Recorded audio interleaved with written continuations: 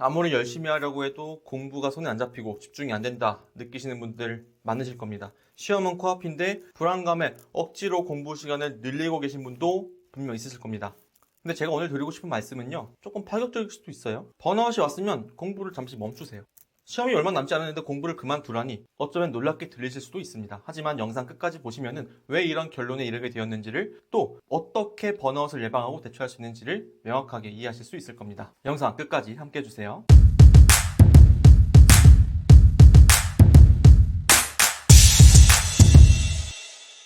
자, 다시 말씀드립니다. 번아웃이 왔다. 그러면 그 즉시 책을 덮고 쉬어야 됩니다. 번아웃이라는 것은요, 단순한 피곤함, 지친 것과는 다릅니다. 번아웃은 정신적으로나 신체적으로 완전히 소진되어 가지고 아무것도 할 수 없는 상태를 말합니다. 많은 수험생분들이 번아웃에 빠지는 순간 분명히 열심히는 하고 있는데, 분명히 시간은 들여서 하고 있는데 쌓이는 게 없는 것 같다, 집중이 안 된다, 효율이 안 나오는 것 같다, 이런 식으로 스스로를 자책하게 됩니다. 자, 그런데 번아웃이 무서운 것은요, 본인이 번아웃인지를 인지하기가 매우 어렵습니다. 이미 번아웃에 들어갔다면은 내 몸과 정신적으로는 의욕이 사라지고 몸도 굉장히 무거워요. 하지만 기본적으로 수험생분들은 불안감에 휩싸이고 있고 시험이 얼마 남지 않았다는 생각을 갖고 있기 때문에 이 번아웃을 인지하기가 매우 어렵고, 결국엔 들어 누워야지만 번아웃인지를 알게 된다는 거예요. 번아웃의 징조가 왔다 싶으면은 이미 번아웃에 들어섰을 수도 있다는 것입니다. 번아웃의 더 큰 문제는요, 번아웃은 하루 이틀로 끝나지가 않아요. 짧게는 3일에서 길면 2주, 한 달 이렇게 이어질 수도 있습니다. 이렇게 한번 번아웃에 빠지면은 뇌도 잘 안 돌아가요. 억지로 책상에 앉아있기 때문에 실질적인 공부가 되지 않습니다. 자, 번아웃은 기계가 과열된 거예요. 과열되면 어떻게 해야 돼요? 멈춰줘야 돼요. 식혀줘야 되고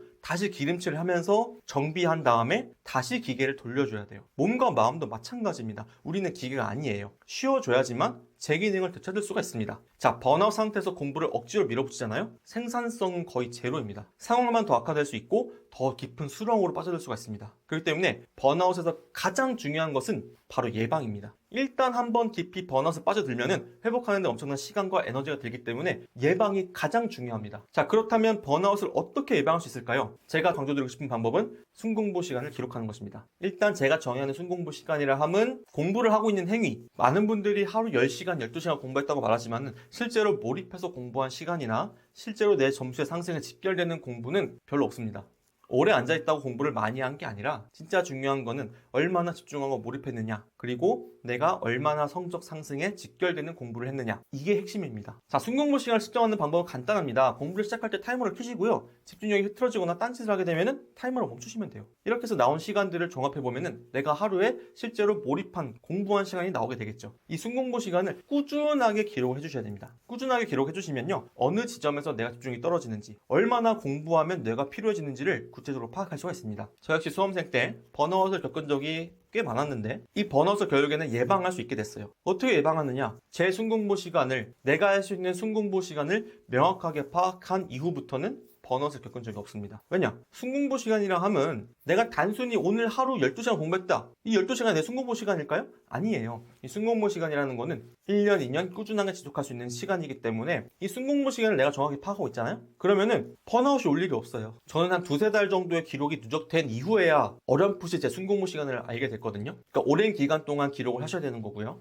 이 기록이 쌓이고 쌓이다 보면은 지금쯤 뭔가 좀 휴식을 취해줘야 할 것 같다, 뭔가 지금쯤 번아웃이 올 것 같다, 이런 타이밍까지도 알 수 있게 됩니다. 그래서 번아웃이 오기 전에 다시 페이스를 찾을 수 있다는 것이죠. 번아웃이라는 거는 서서히 쌓인 피로가 딱 임계점을 넘을 때 뚝 떨어지는 거예요. 나도 모르게 찾아오게 되는 거란 말이에요. 자, 번아웃이 왔다고 느껴지는 순간이라면은 공부를 멈추시는 게 맞습니다. 시험이 얼마 안 남았는데 한두 시간이라도 더 공부해야 되는 거 아닌가? 라고 생각하기 쉽지만은 사실 이런 억지스러운 공부가 더 깊은 번아웃을 불러일으킬 가능성이 큽니다. 공부는 단거리 달리기가 아니라 장거리 마라톤이기 때문에 중간중간 충분한 휴식과 수면을 취해야 장기적으로 더 큰 이득을 볼 수 있고요. 시험 직전이라 하더라도 마찬가지입니다. 지금 생산성 없고 내 실력 쌓이지 않는 공부를 억지로 앉아서 할 바에는 휴식을 빨리 취하고 더 순도 높고 밀도 높은 공부를 시험 직전에 해주는 것이 훨씬 낫습니다. 시험이 가까워질수록 시간이 부족하다는 압박감에 잠도 줄이고 휴일도 반납하면서 공부에 몰두하는 분들이 많지만은 이럴 때일수록 번아웃 위험이 최고조에 도달하기 때문에 더욱더 주의를 해주셔야 됩니다. 물론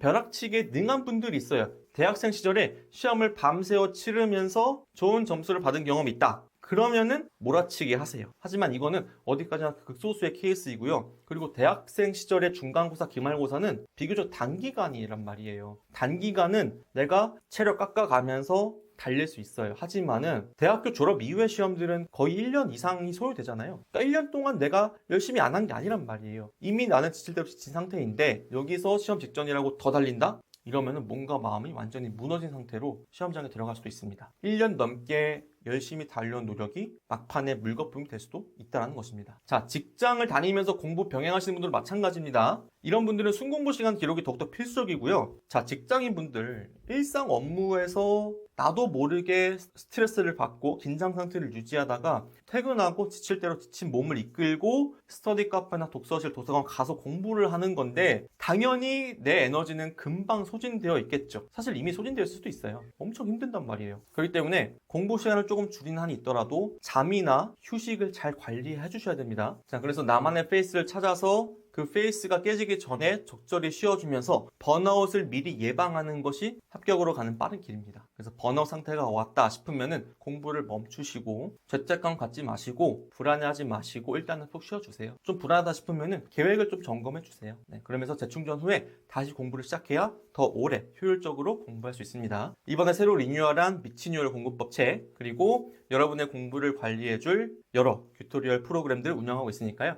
관심 있으신 분들은 더보기란의 링크나 고정 댓글 확인해 주시면 감사하겠습니다. 네, 이상 손민길 블레서였습니다. 감사합니다.